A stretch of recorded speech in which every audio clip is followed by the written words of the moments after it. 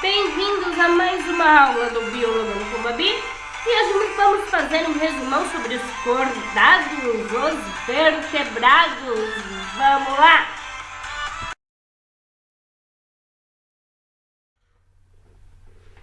O que faz um cordado ser vertebrado?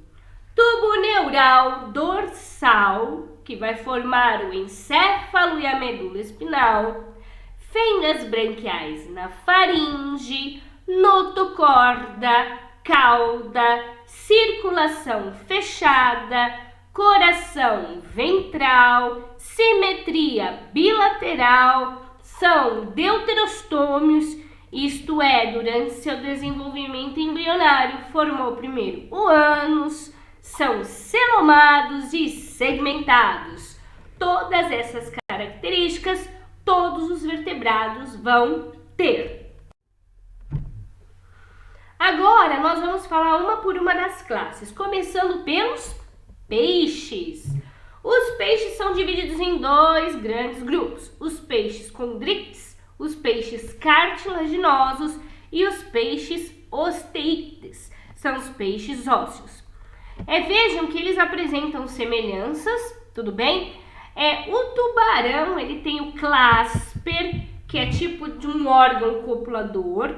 E o interessante é analisar que ambos os grupos apresentam o que é chamado de linha lateral. É um órgão, né? É uma linha sensorial que vai captar a vibração da água. Então, dá para saber se algo está se aproximando ou não dos peixes em questão, ok? Todos têm olhos, boca, nariz. Os peixes ósseos têm uma escama mais perceptível, tem barbatana e por aí vai. Os peixes ósseos têm uma particularidade. Eles apresentam uma estrutura chamada bexiga natatória e essa bexiga vai encher de ar e vai controlar a densidade do corpo do peixe. Se encher de ar, o peixe fica menos denso e sobe. Se esvaziar, o peixe vai ficar mais denso e vai descer. Então, controla a subida e descida dos peixes na coluna d'água. Anfíbios. Os anfíbios são divididos em três grupos: os anuros, que é sapo, rã e perereca, os urodelos, as salamandras, e os ápodes, a cobra cega. Uma particularidade, do sapo é que eles apresentam a metamorfose, ok? Percebam que a fecundação ela é externa, isto é, a fecundação acontece na água. O sapo dá o abraço fatal no sapo fêmea, vai liberar os gametas na água, vai fecundar na água, forma o ovo. Do ovo forma o girino e vai se transformando em sapo adulto. Dá um pausa e lê as informações aqui o que acontece. Essa aula é só um geralzão. Os répteis, os crocodilianos, jacaré e crocodilo. Os quelônios são as tartarugas, os cálidos. Os escamados, tem os lacertídeos, que são os lagartos, e os ofídeos, as cobras. E uma particularidade, novidade. Os répteis, eles conquistam o ambiente terrestre. Quais as características que permitiram que ele conquistasse o ambiente terrestre? Agora nós temos fecundação interna e ovo com casca. As aves são divididas em dois grupos: as carinatas, porque apresentam um osso chamado quilha, e as ratitas, que são as aves que não voam. Tudo bem? Nós temos também carinatas que não voam, como os pinguins, mas ele possui a quilha. As ratitas não possuem esse osso.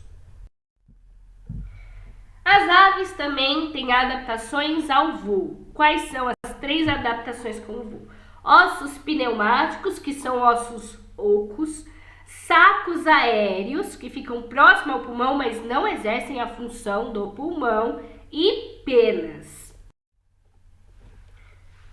Chegamos aos mamíferos. Os mamíferos são divididos em placentários, que vão apresentar a placenta, os marsupiais, que apresentam o marsúpio, a bolsa, e os monotremados, que são os mamíferos que põem ovos. Agora a gente vai fazer um estudo comparativo, primeiro falando do sistema circulatório. O coração de um peixe é dividido em duas cavidades, um átrio e um ventrículo, e só passa sangue venoso. O que é sangue venoso? Sangue rico em gás carbônico. Os anfíbios e os répteis têm coração dividido em três cavidades, dois átrios e um ventrículo. Aí tem mistura de sangue no ventrículo. Se você olhar para a imagem, sangue venoso com sangue arterial. Os crocodilianos, o coração já começa a se dividir em quatro cavidades, ok? E os mamíferos e as aves apresentam o coração dividido em quatro cavidades, dois átrios e dois ventrículos, e não tem mistura de sangue venoso com sangue arterial. Temperatura. Os peixes, anfíbios e répteis não conseguem manter a temperatura do corpo constante, sendo pecilotérmicos ou ectotérmicos. Já aves e mamíferos conseguem manter a temperatura do corpo constante, sendo homeotérmicos ou endotérmicos. Na excreção, o peixe excreta. Peixe ósseo excreta amônia, peixe cartilaginoso excreta ureia. Girino excreta amônia, o sapo adulto, os anfíbios adultos excretam ureia. Ácido úrico nos répteis, ácido úrico nas aves. Bem, ovo com casca, ácido úrico. Ovo com casca, ácido úrico. E nós, não somos ratos, mas os mamíferos, representados pelo ratinho, excretamos ureia. Respiração e fecundação. Respiração, veja, está na água, se desenvolve na água, respiração branquial. Então, peixes e girino, respiração branquial.